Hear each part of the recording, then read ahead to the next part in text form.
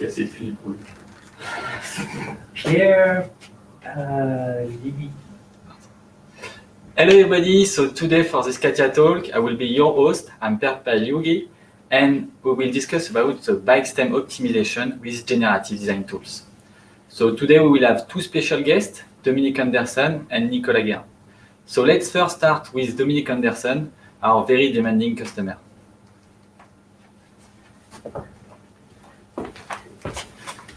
Hello Dominique. Hello Pierre. So can you speak a little bit of what was your requirement, what was your needs, and why you wanted to go with generative design and the bike stem?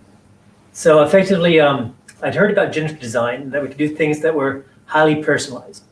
And so I've been riding bikes for over 30 years now, and racing as well. And instead of the standard tube shape, I was hoping we might be able to do something creative, something out of the ordinary, quite unique is what I'm looking for. But it also has to be very robust. The stem goes through a lot of constraints when we're climbing or sprinting or descending a high mountain pass. So it has to be able to not break. Yeah, exactly. Is a major requirement. And if we can make it aesthetically pleasing and as light as we can, well, that would be great. Okay. Okay. So what I propose is to show you and to show all of you what I've done on this bike stem. Look forward to it. Let's go. Thanks. So what we did at the beginning, we started with the dimension of the existing bike stem of Dominique's bike. So based on that, we decided to build something bigger, a design space, and to explore more than a conventional tube design. So based on this design, we recreated the shapes and we see what was acceptable or not. Then we decided to specify what we would like to optimize, of course, and which kind of material we were able to use and to have access. And also to discuss deeply with Dominique of what was the load case, how he is using the bike and what he's doing during his track or the road test. So what I propose is to see a video and to see all the different steps we perform. So we use our 3D Experience platform solution and our CATIA tool for this generative design bike stem. So we have this bike, we have the legacy design, and this is really our baseline for all our tests and all our optimization.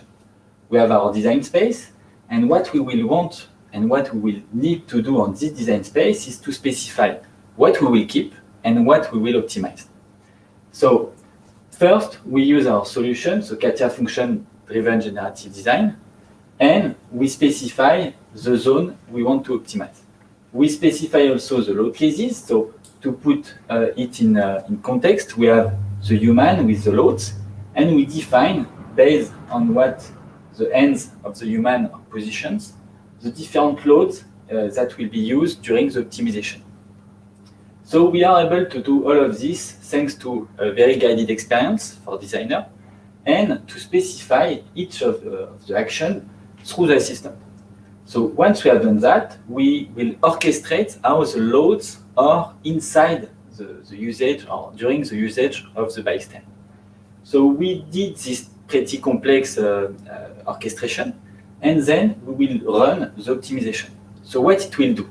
It will tend to minimize the mass. So first we, of course, validate the design, and then based on the different constraints, we will remove some elements, some material, of this design space in order to find the best distribution of this material.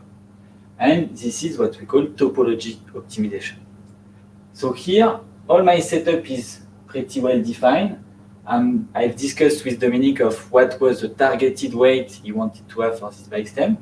And then let's run the optimization. It's pretty fast, depending on the problem, but at the end, we have very interesting and very unique design. So here we have the complete convergence of the optimization. So let's see how it is looking.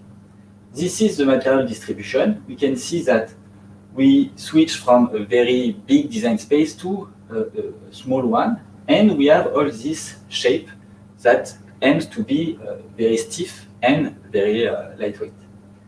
We validate this first iteration in order to measure the complete KPIs, the displacement, the stresses. And once we are pretty okay with the shape, we reconstructed in a smoother manner, adding more details, more highlight on it, and we are ready to have the bike stem to be printed. So how to do it, because it's pretty nice, it's pretty looking good, but how we are going to the manufacturing phases. And for this side, I've defined at the beginning a drafting, and then I discussed with our manufacturing expert, Nicolas Guérin. Hello, Pierre. Hello, Nicolas. So we need to make this part, right? Yes, exactly. Okay. So I think for this type of part, additive manufacturing is a very good option because, well, first, it allows you a lot of freedom in your shape, and it's a very small series. You have a demanding customer, right, Dominique? So additive manufacturing is great, and with the tool here for the shape, you can set it as a manufacturing constraint so that the structure self-supports itself. Yes. That's very great, because support is a key part in additive manufacturing, as you know. When you have the laser hitting the material, if you don't have anything underneath, it heats up and deforms and everything goes wrong.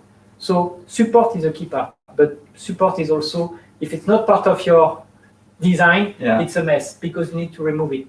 I believe you're going to do it in metal, right? Yes, yes, Yeah. objective. So cutting it in metal is a real pain.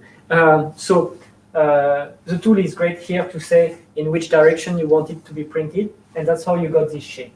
But there is still some margin for how we adjust the tool. Yeah, and about the cost also. And the cost. Let's look into that. Yeah. So we have several options here, as we can see. It can be printed in steel, out of aluminum or titanium. So they all have pros and cons, as you can see, including, of course, how it's going to behave once printed, but also how much it's going to cost and how easy it is to print. So when we come to additive manufacturing, for sure, steel or titanium are our best option here. And for the performance we shoot for with Dominique, a very demanding customer, let's go for titanium, Okay. right? So here we still have some room depending on which printer we're going to use. They have different characteristics. So even though we have something that self-supports itself here, which is already great, depending on our printer, we would have also some various tolerances. Here what we see is depending on the printer tolerance between 20 angle to 45, that we see that with 45 we need way less support and almost none. So who can do that? Well, we partner with our with Adobe that has a unique technology compacting the powder in the powder bed fusion, so that we're able to print this one at 45. Yeah, and it's good to know because I use this constraint during the optimization. So Sounds good. All right. So let's first simulate inside our platform with our Delmia powder bed fabrication app that indeed it's printable. We have the support just at the bottom, and it's printed all the way that way. It's validated virtually. Now we can move into the real production. So among all the technologies of 3D printing, we'll go with a powder bed fusion with titanium powder. okay, so that was available from Adobe. Yes, Okay. exactly. And so here we see some images of the actual production of this bike stem, produced a few at once, all printed vertically, almost no support, almost no post-processing. It's impressive to see all the steps, to have everything, to be real, because I was managing all of this in 3D, and to see all of it, it would be it's awesome. Right. So what I propose now is to go with Dominique to see the final result and to, in the same time, answer to the questions if you have some. So just as a reminder, you can do it on the CATIA user community or directly on LinkedIn. Welcome back, There guys. we are, yes. Beautiful. It works. It works. And for your information, it survived a crash test about a month ago, about 35 kilometers an hour into a wall. And the wheels are replaced already. My face is healed, but the stem survived. That's dedication as a Yes, crash good test dummy. test, yeah. Crash test dummy. Now it's good to see in real and to see all the steps we have done so far. It looks pretty stiff. So Yes, it's been working well. I've had even friends on bike rides ask me if they can acquire one for themselves as well. So there's demand in the market. And are you pretty happy with all the requirements you have at the beginning? Is it enough stiff? Is it good to drive? Good to drive. So effectively, it is good to drive. It's quite stiff compared to the carbon tube I had before.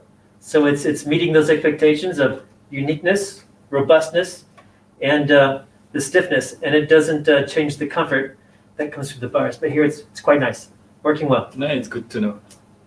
Okay, so let's wait for some questions if you have, guys. So we are there to answer. You have the community. We will be able also to answer after this CATIA talk. But don't hesitate, as we have so far three experts, technical guy on design, manufacturing expert, and a customer that is using it. Yeah. So I mean, I didn't get to design it, although I would like to engineer in the past. Here's a question for you. How long would it take you from the time you know the space and the time, how long does it take to come up with that box, the constraints and the evolutions?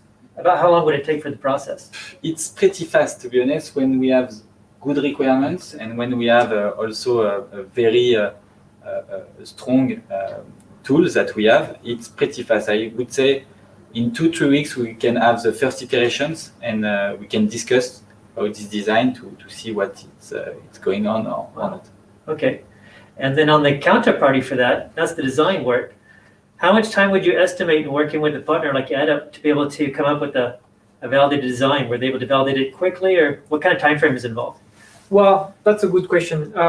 With ADAP, the thing was, as we said, to stay, to really input the specs of their machine. And once we set it right, through dialogue with them, but also, through virtual machine of ADAP that we have in the platform, it's very straightforward and fast actually to virtually validate that it would be printed with their specs of machine. And once we validated the printing virtually, it's very quick to print in their next batch. It takes a couple of hours to print, depowder, and do the heat treatment.